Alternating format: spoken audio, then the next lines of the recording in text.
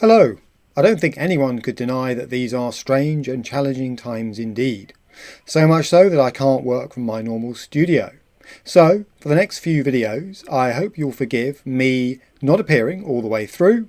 That may be a bonus, as much as a drawback, but you'll get my audio and you'll get my normal slides, plus a contact point where you can raise any questions. I hope you still enjoy the videos, and once we're through this crisis, I look forward to rejoining you from the usual spot. Welcome to this week's Killick Explains video. Now, as most of us are still in lockdown to some degree or other, depending on the jobs that we do and so on, let's look at 6 simple things that children should know about money. The background to this is what? Well, lockdown has created an army of parents working from home, if they are fortunate enough to have held on to jobs and or been even furloughed, and children away from school. Now that combination can be quite a heady cocktail, but it's also created an opportunity to teach them stuff that at some point they need to grasp, the boring but important category as I call it. And money and saving are great examples. So here are 6 easy concepts that kids need to grasp and that parents should take the opportunity and the time to try and teach them about. Number 1, there is no magic money tree. Now, what do I mean by that? Kids need to understand where money comes from as early as possible. Now, as a friend of mine quipped, you might win it, inherit it, marry it, or even steal it, but most of us have to earn and save it.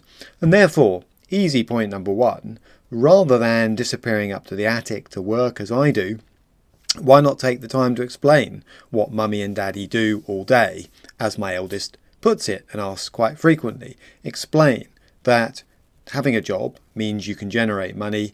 Generating that money means as a family you have security, you have choices, and so on. So, don't keep it a secret. Even from an early age, kids can grasp the value of effort and work when it comes to generating an income. On the back of that, number 2 is tell them that tasks and rewards are linked and try and show them that connection. So, a way to reinforce the link between income and spending is via tasks, and these can start quite early. Now, kids basically should be having fun a lot of the time, but small children can have pocket money or even a different reward system linked to, say, tidying up their room or watering the plants. It can be quite simple stuff on a regular basis.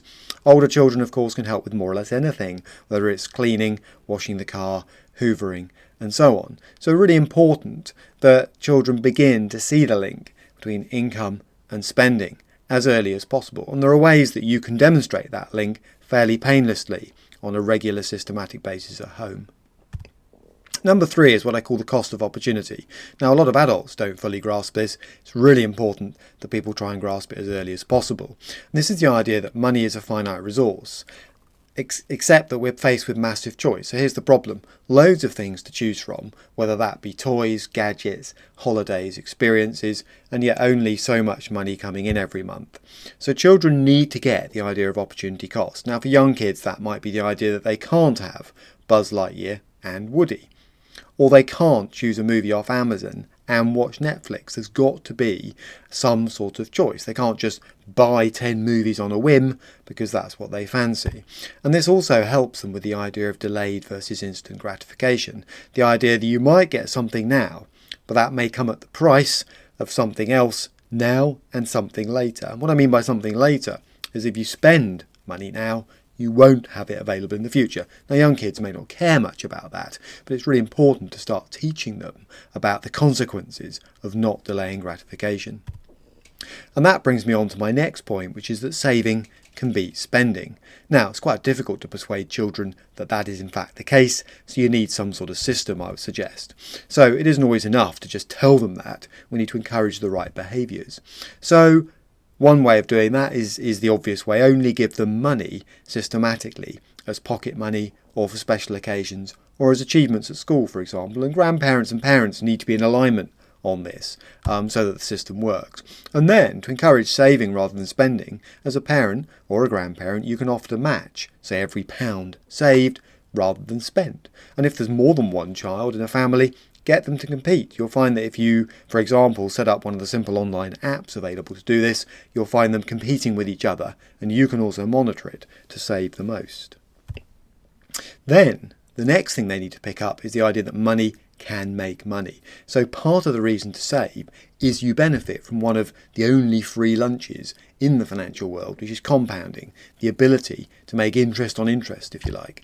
And to get this across, because it is quite a difficult concept, especially for young children, start with very simple examples. The domino example, for example, which is the one I've used a lot, which says if you put a domino on the floor, put another one 50% bigger next to it, and a third one 50% bigger than the second, and so on, how tall will domino 32 be? To which the answer is higher than Mount Everest, believe it or not.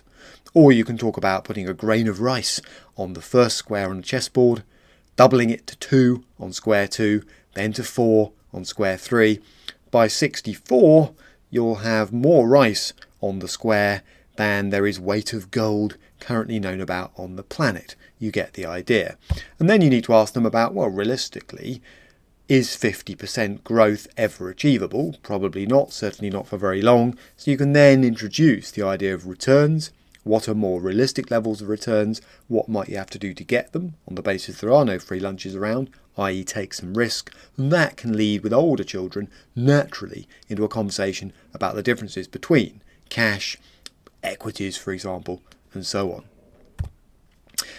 My final point is to tell them how stuff works. Now, this isn't the most exciting bit, but there's a lot of stuff online out there to help you make it a little bit more interesting for them. Now, what I mean by that is children should understand how basic savings accounts work. And one way you can do that these days, much easier than when I was a kid, is to get them a basic current account via an app, for example, which you can monitor, and perhaps cards with prepaid spending limits. So again, they get the idea that credit is not something that's just infinitely available. You set the spending limit, and that means they won't be carrying cash around with them, which is a potential advantage. Now, obviously, they can't go out and spend right now, we're in lockdown, but it's worth educating them for when we come out the other end. And consider explaining how accounts in their name work. For example, child trust funds and junior ISAs. Now, I say consider because some parents may be looking at their teenage children and wondering about the wisdom of letting them loose with full control at 18. I get that, but nonetheless, let's assume we can trust our children. It's quite important to explain what they've got, explain their choices when it comes to these accounts maturing, for example, and explain how they can best use these products, if you like to see it that way, to fund their long-term future, to look after their future selves and not just their selves today. So there you have it. As usual, any questions, editor@killick.com, because I've covered a lot of ground there in a short space of time. And to watch related videos, killick.com/learn.